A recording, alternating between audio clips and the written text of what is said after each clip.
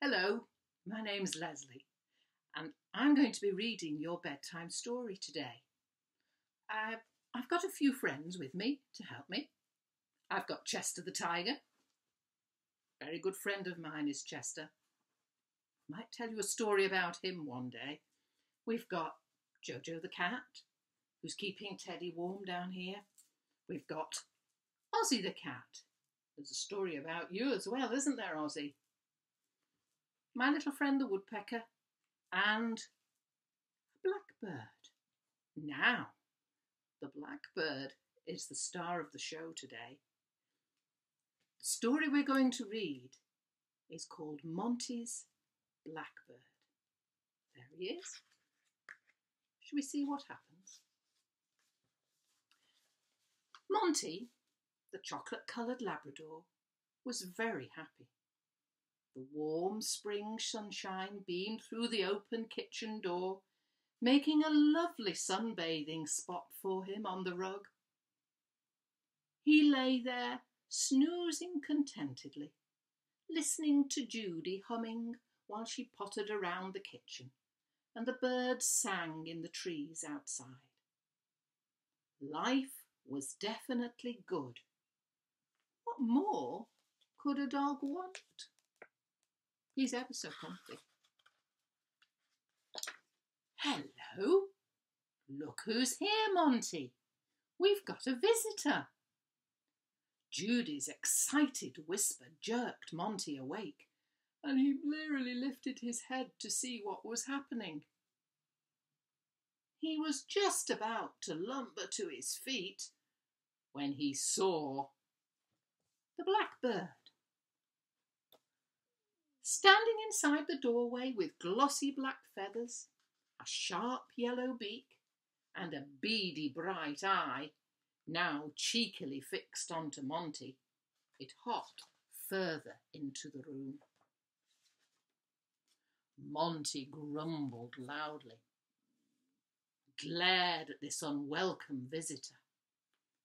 "Monty, be quiet," hissed Judy sternly. "Don't you dare chase him." To Monty's horror, she actually scattered a few biscuits crumbs onto the floor, and the blackbird hopped further into the kitchen, nibbling the crumbs as he went. Chester, you've knocked your glasses off, honestly. I don't know.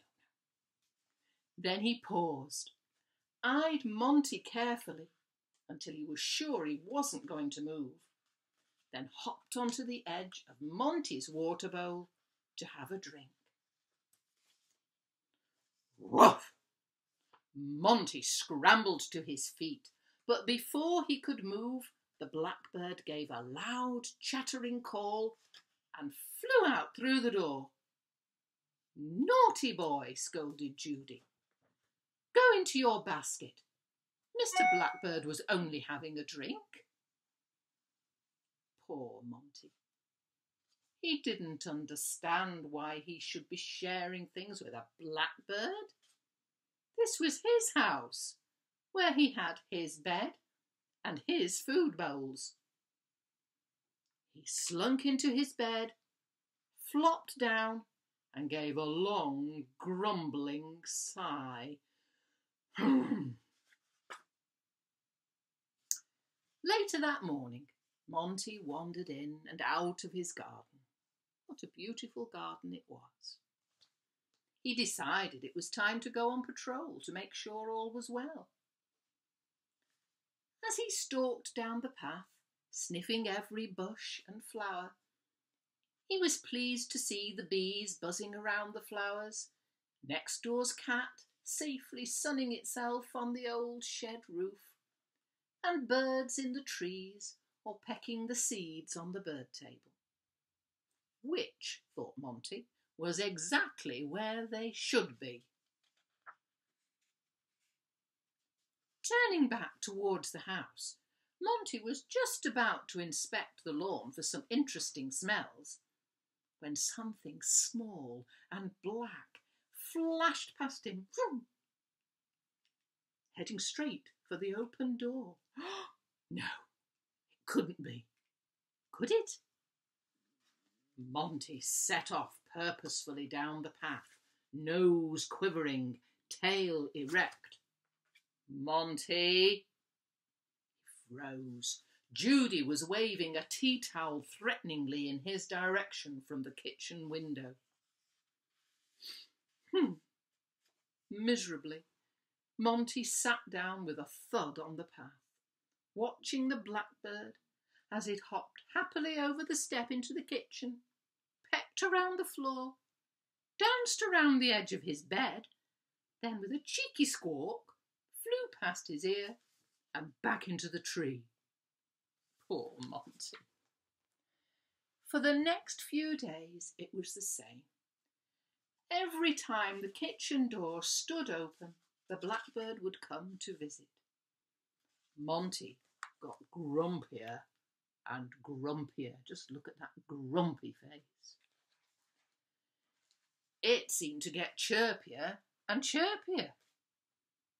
Everyone loved the blackbird, except Monty. One morning, Judy propped the door open and Monty flopped down on the path in the sunshine.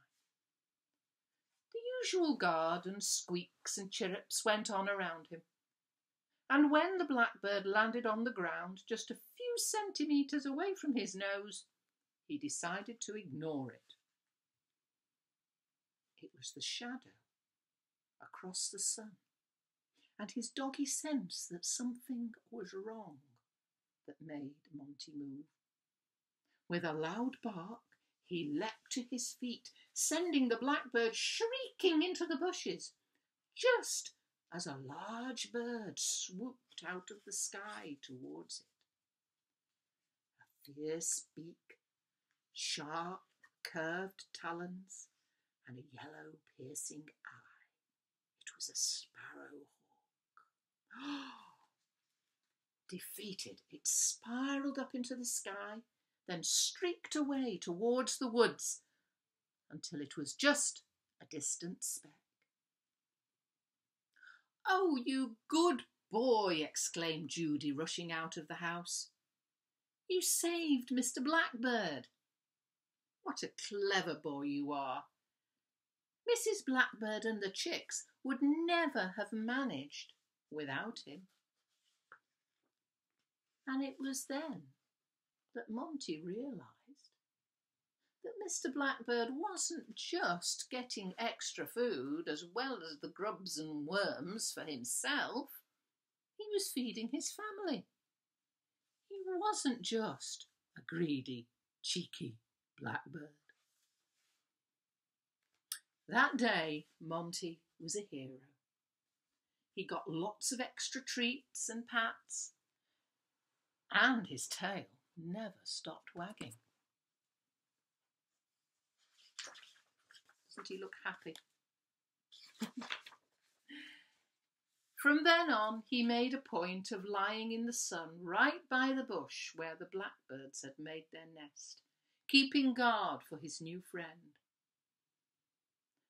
And every evening, Mr. Blackbird sat on the highest branch of the apple tree and rewarded him by singing the most beautiful song you could ever hear.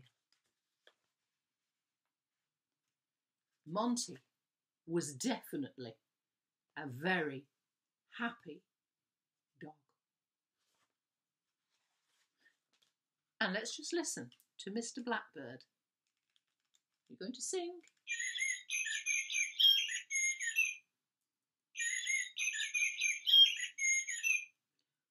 What a lovely song.